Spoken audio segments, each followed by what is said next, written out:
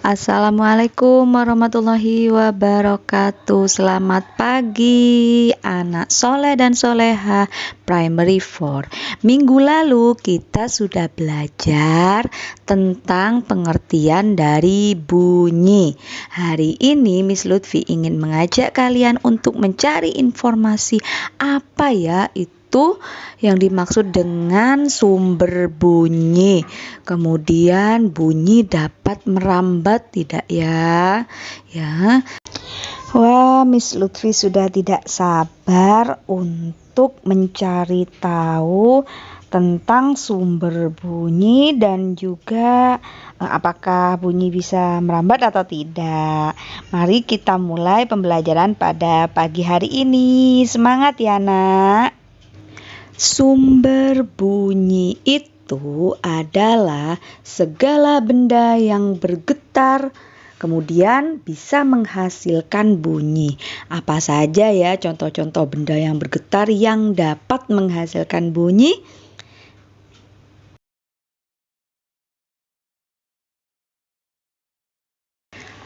Contoh sumber bunyi yang pertama ada pita suara manusia.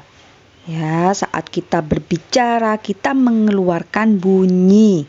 Ya, suara manusia berasal dari pita suara yang bergetar. Yang kedua yaitu garpu tala. Nah, seperti ini ya, Miss Lutfi sudah siapkan gambarnya apa ya garpu tala. Nah, seperti ini bentuknya. Garpu tala merupakan sepotong baja yang memiliki cabang sejajar dengan ukuran yang sama.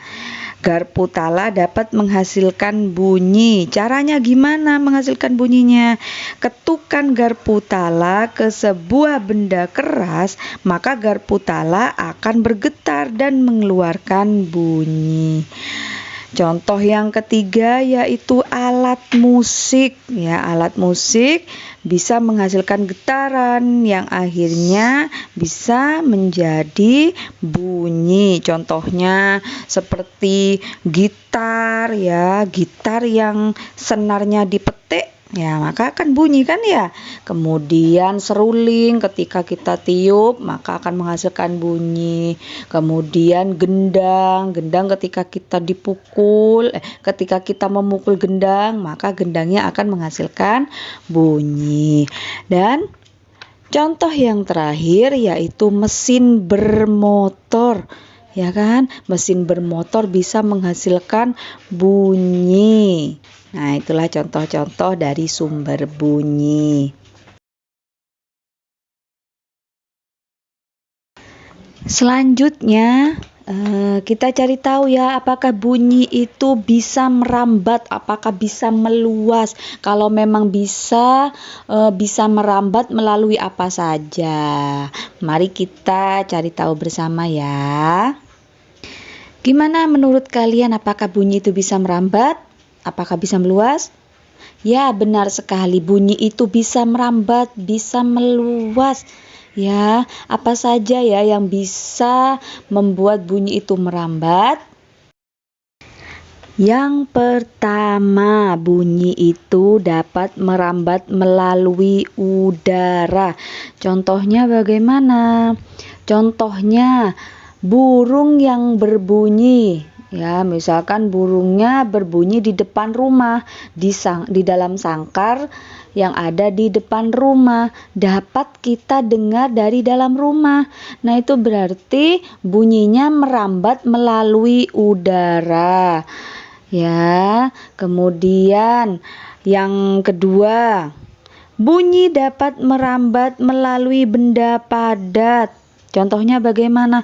Coba kalian itu menempelkan telinga kalian ke meja, di ujung meja ya, di ujung meja. Kemudian kalian minta tolong orang tua kalian atau adik kalian, kakak kalian mengetuk pelan-pelan ujung meja yang satunya. Kalian pasti dapat mendengar suara ya, yang dihasilkan dari ketukan yang dilakukan oleh orang tua kalian atau saudara kalian. Nah, itu berarti bisa merambat melalui benda padat.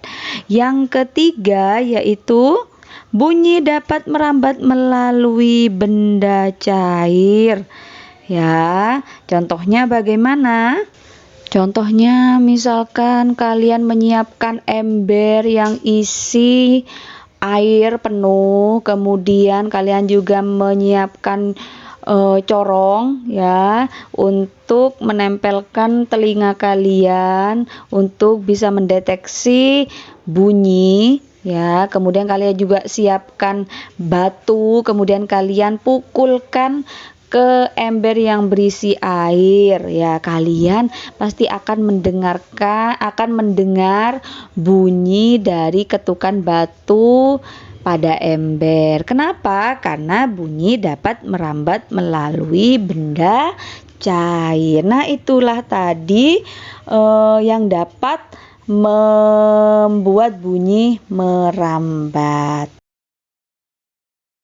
Nah, itulah tadi pemaparan mengenai pengertian sumber bunyi, kemudian contoh sumber bunyi apa saja, dan bunyi dapat merambat melalui apa saja. Semoga bermanfaat. Terima kasih sudah menyimak video Miss Lutfi dengan baik. Wassalamualaikum warahmatullahi wabarakatuh.